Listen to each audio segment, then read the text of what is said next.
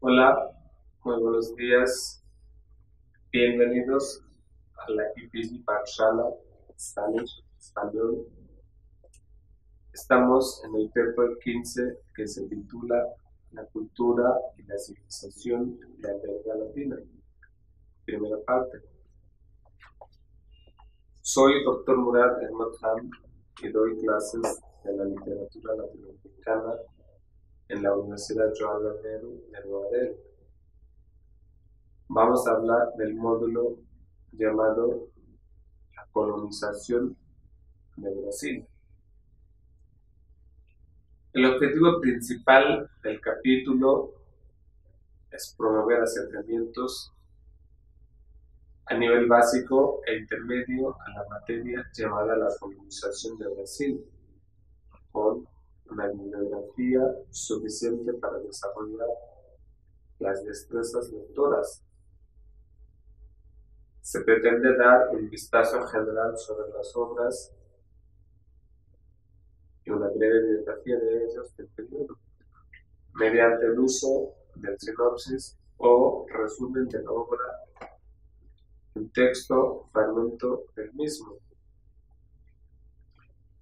El Tratado de Tordesillas concedió a la monarquía portuguesa la costa oeste de África a Portugal. Esto otorgó el control de la trata de esclavos a los portugueses. En este capítulo se verá las diferencias y las semejanzas de la sociedad que surgió de la dominación portuguesa de la sociedad de América Española. En Brasil, el grupo más numeroso, los Tupí, pudo tener su origen en las áreas de alrededor de los ríos Paraguay y Paraná, aunque se fueron moviendo hacia el norte a lo largo de la costa atlántica hasta llegar a la cuenca sur del Amazonas. El Amazonas y sus afluentes también era el hábitat de los Arawak y los Caribes. La economía de estos pueblos se basaba en la pesca y la caza. Cultivaban la tierra combinando las técnicas de roza y quema, que agotaba la tierra y la selva. Los asentamientos permanentes eran muy difíciles de mantener en el duro ambiente de la selva o en las llanuras tórridas. Incluso las tribus que dependían principalmente de la agricultura vivían en aldeas nómadas consistentes en chozas hechas de hierbas y madera. Sus sociedades eran generalmente pequeñas y móviles. Los portugueses tuvieron dificultades para someter y organizar a los pueblos nativos, cuyo sentido del territorio era tan cambiante y cuyas tribus itinerantes estaban tan fragmentadas. La interacción entre los indios y los europeos fue, por tanto, esporádica y en su mayoría hostil. El resultado habitual fue la esclavitud de los indios capturados por los portugueses en las incursiones a la selva. Una alternativa más benigna consistió en el asentamiento forzado de los indios en puestos de misión, donde serían civilizados de acuerdo con las normas europeas. En 1500 una expedición dirigida por Pedro Álvarez Cabral, quien estaba de camino a la India haciendo un seguimiento del viaje del Vasco de Gama, se alejó demasiado de su curso y el 22 de abril hizo tierra en una costa desconocida. Este descubrimiento dio a los portugueses un punto de apoyo en el Nuevo Mundo, aunque en ese momento era imposible para ellos saber que habían llegado al mismo continente que los españoles. Brasil fue ocupado por pequeños comerciantes, náufragos y delincuentes comunes conocidos como degradados, que habían sido expulsados de Portugal en lugares remotos del imperio. Estos degradados lograron ganarse la aceptación de las tribus indias. Aprendieron las lenguas nativas, tomaron a las hijas de los jefes como esposas y concubinas y engendraron un gran progenie, los primeros brasileños. La ocupación de la totalidad de la costa conocida de Brasil fue más allá de los recursos de la corona, y por eso fue reclamado por intereses privados en el Nuevo Mundo. Brasil se dividió en 12 territorios y se colocó bajo el señorío de capitanes, que fueron elegidos por su lealtad a la corona.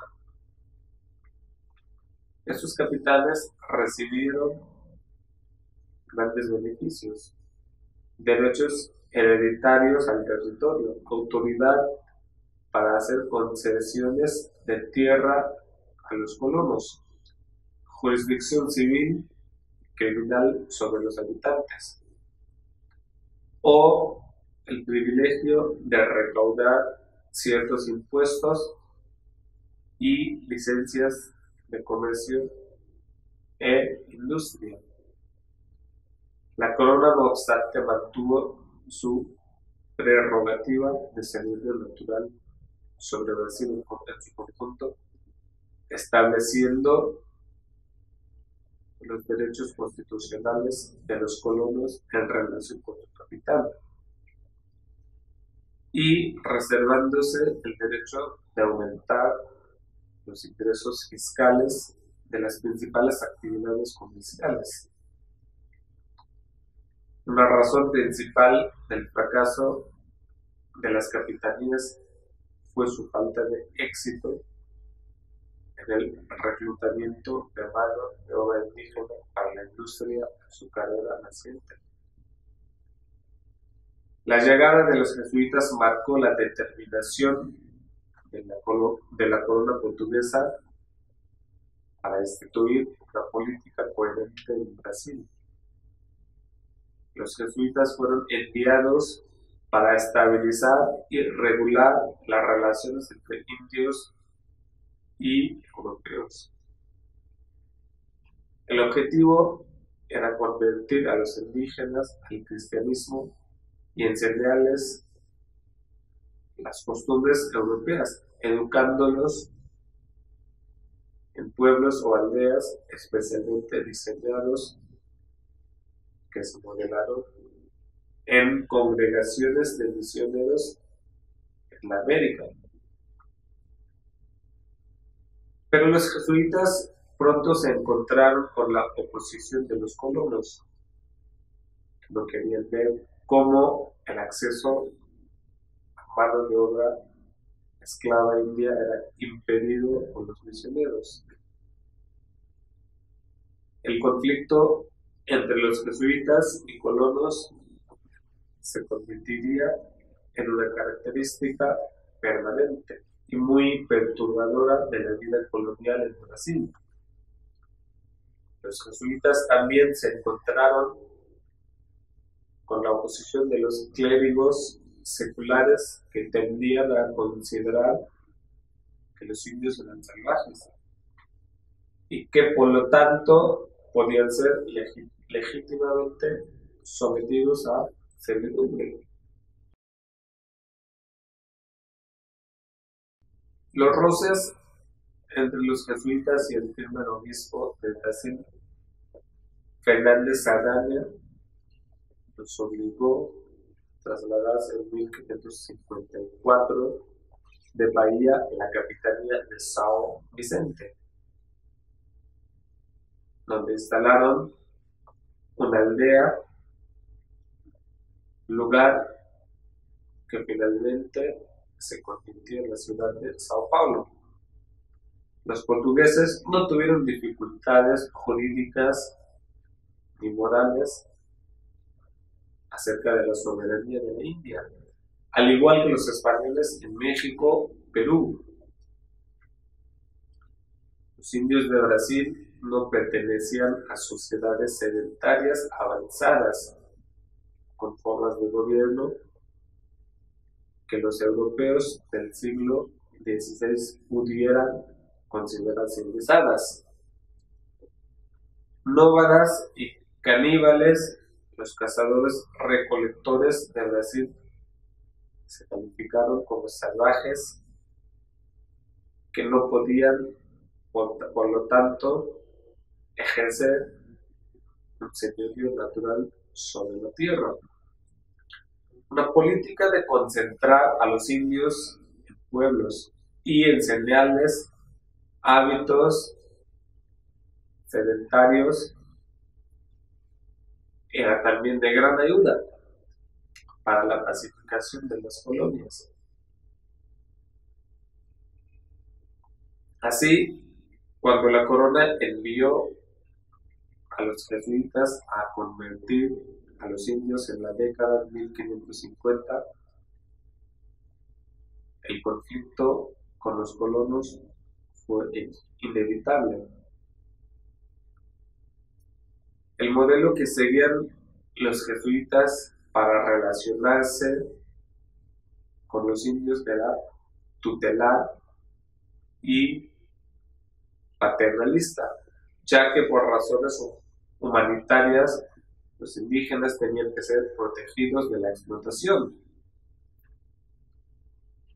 Pero la empresa misionera basada en el sistema de aldeas era también, aunque bien intencionada, una forma de intrusión en la organización de la sociedad india. En otro orden de cosas, era importante para el buen gobierno de la sociedad colonial, especialmente en lo que respecta a las relaciones entre colonos y nativos, que se definieran los derechos de los indígenas. La cuestión, como en la América Latina decayó en el asunto de la esclavitud. Al igual que los indios de las islas del Caribe, las tribus brasileñas no tenían tradición de ofrecer servicios laborales a los señores o de trabajar en tareas rutinarias. No tanto, los colonos ibéricos solo podían satisfacer sus necesidades de trabajo a través de la esclavitud. La esclavitud se convirtió, pues, en una necesidad en Brasil, dada la naturaleza de la economía de los colonos. Pero dado que la esclavitud de los bárbaros no se consideraba como un pecado en sí mismo, la esclavitud indígena no fue un tema tan polémico como en las Indias españolas, donde la cuestión de la barbarie de los indios era mucho más difícil de decidir. La llegada de las enfermedades europeas provocó una crisis en Brasil. La primera epidemia que golpeó a Bahía en 1561 planteó la cuestión de la esclavitud en Brasil.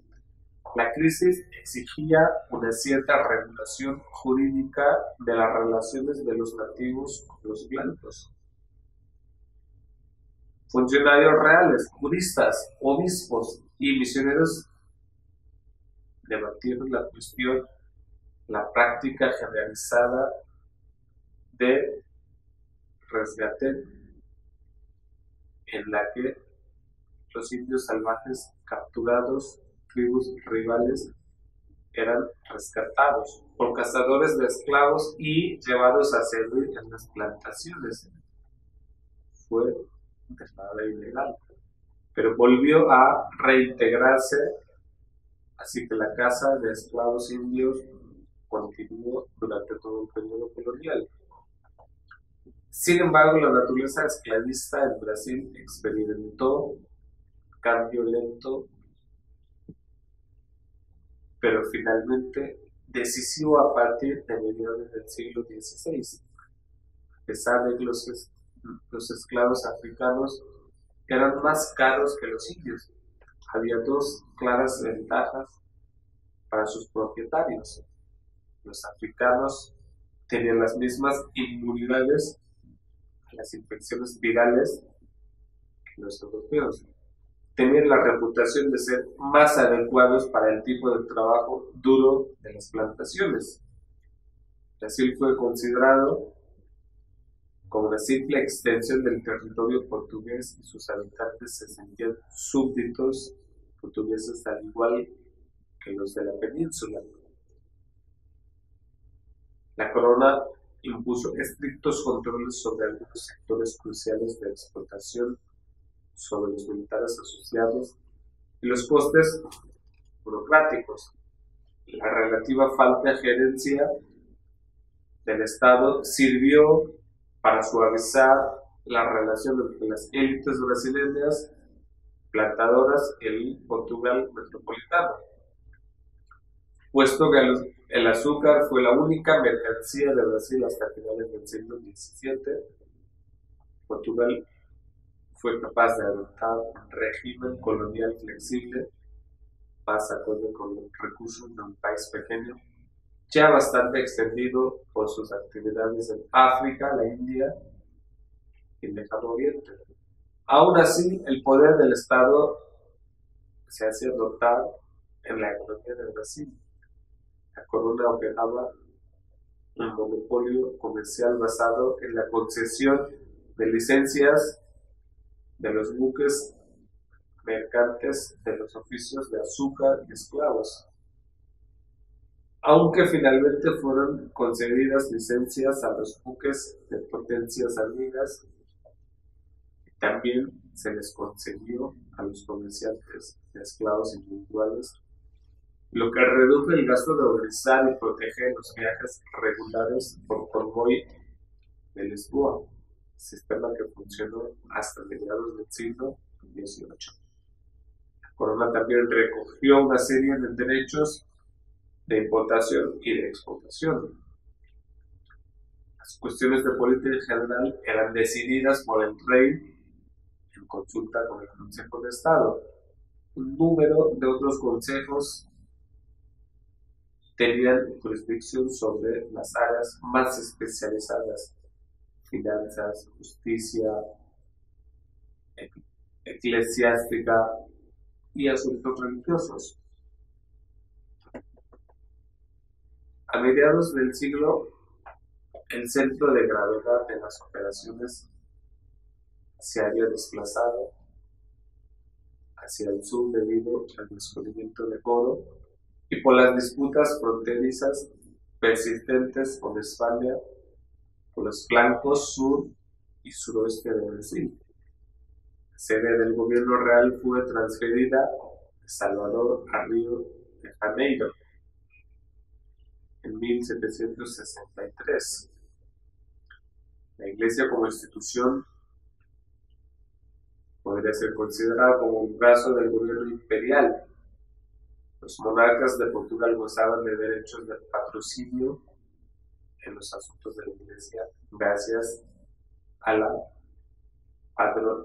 padroado real, una concesión concedida por el Papa en 1551, que les permitía presentar candidatos a cargos eclesiásticos en Brasil. Todos los asuntos relacionados con la organización de la Iglesia se decidieron en Brasil, en Lisboa, no en Roma. Y esto claramente extendió la autoridad política de la corona. El patronato real fue concedido el reconocimiento y compromiso especial de la monarquía portuguesa para la propagación de la fe en el Nuevo Mundo. La Iglesia en Brasil concibió como una nueva empresa misionera de sus orígenes. Las órdenes religiosas, principalmente los jesuitas, pero también los franciscanos, benedictinos, carmelitas, capuchinos, tendieron a dominar la vida religiosa durante la mayor parte del periodo colonial, y sus actividades se orientaban principalmente a la conversión y la instrucción de los indios. La Iglesia ejerció su influencia a través de las hermandades religiosas de laicos, que eran muy populares entre todas las clases y razas. Además de ofrecer bienestar social, las hermandades organizaban festivales religiosos donde los diferentes grupos étnicos encontraban una forma de expresión cultural. La economía brasileña en su conjunto revivió después del descubrimiento de oro en 1695 en la región centro-sur de Minas Gerais. Finales del siglo, una reactivación de la demanda mundial de azúcar ayudó a la recuperación económica, al igual que a la diversificación de nuevos cultivos de exportación como el cacao, el arroz, el algodón y cada vez más el café. Después de la independencia, el café se convertiría en el principal producto de exportación hasta la década de 1940. El Brasil colonial formó más parte de la economía mundial que la América española.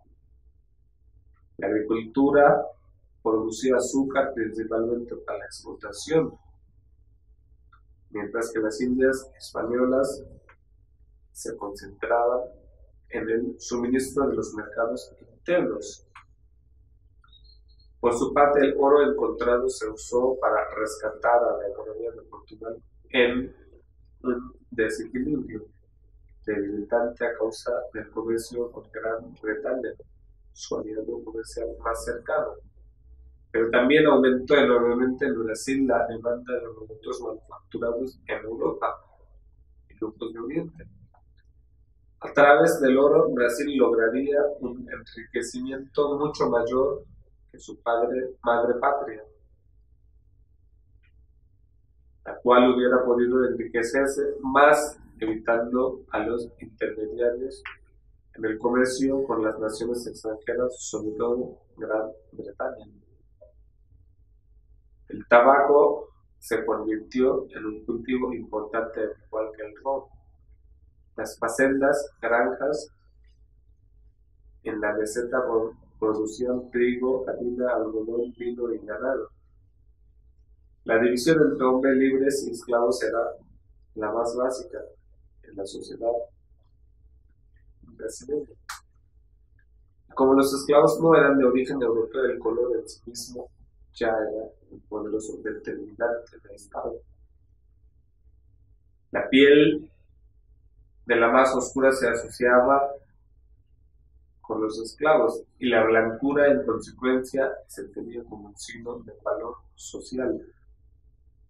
En el caso de mulatos o individuos mestizos que habían alcanzado el grado de protagonismo, se tenía como costumbre educada considerarlos como blancos. Esto fue bastante común en capitanías marginales como Sao Paulo y Maranhão, donde hubo relativamente pocos colonos portugueses durante los 2 primeros siglos de la colonia.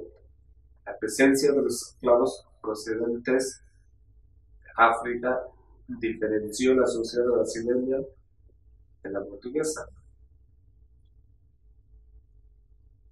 Existía la manumisión por la cual el propietario podía conceder la libertad a un esclavo por el reconocimiento del leal servicio. Era una práctica bastante común y representó el crecimiento durante el siglo XVII de la población de colombiana.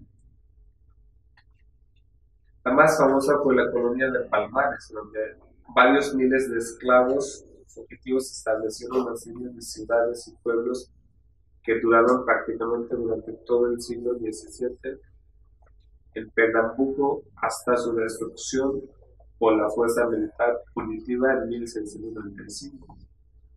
La religión desempeñó un papel fundamental. La Iglesia Católica suscribió jerarquías patriarcales de muchas maneras.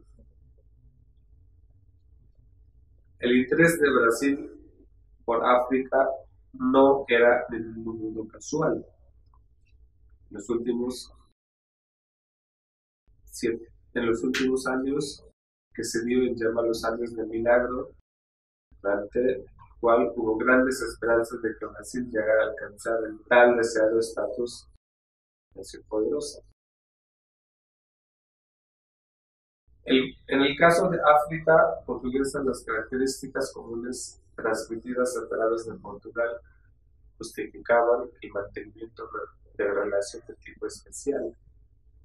Además de esto, el eclipse de Portugal como potencia colonizadora y su subsecuente incapacidad para funcionar satisfactoriamente como agente neocolonizador, de cierta manera abrió un camino para que Brasil surgiera como una fuerza dominante entre los países de habla portuguesa. Solo se analizó el problema de cómo África podría beneficiarse con la tecnología brasileña y cómo Brasil podría llevar adelante con mayor eficiencia sus negocios en África. Conclusión. Brasil fue tomado en posesión para el rey de Portugal a partir de la expedición de Pedro Álvares de Cabral en 1500. Durante los 2 años siguientes, otros navegantes como Gonzalo Coelho, Fernando de Noronha y Américo Vespucio exploraron las extensas costas brasileñas, determinando claramente que éstas se encontraban dentro de la jurisdicción del rey de Portugal, de acuerdo con el Tratado de Tordesillas. La verdadera colonización de Brasil tuvo que esperar hasta la década de 1530, en que se establecieron varias factorías a lo largo de la costa. La primera fue la de São Vicente, fundada por una expedición al mando de Martín Alfonso de Sousa, aunque esta tierra fue originalmente llamada Veracruz, pronto adoptó el nombre actual. Debido a que el llamado palo de Brasil producía un apreciado tinte vegetal que constituyó durante la primera mitad del siglo XVI el más importante producto exportado de estas tierras hacia 1532, los colonos portugueses, principalmente bandeirantes, aventureros paulistas y jesuitas, avanzaron a lo largo del valle del río San Francisco. Además de esto, el eclipse de Portugal como potencia colonizadora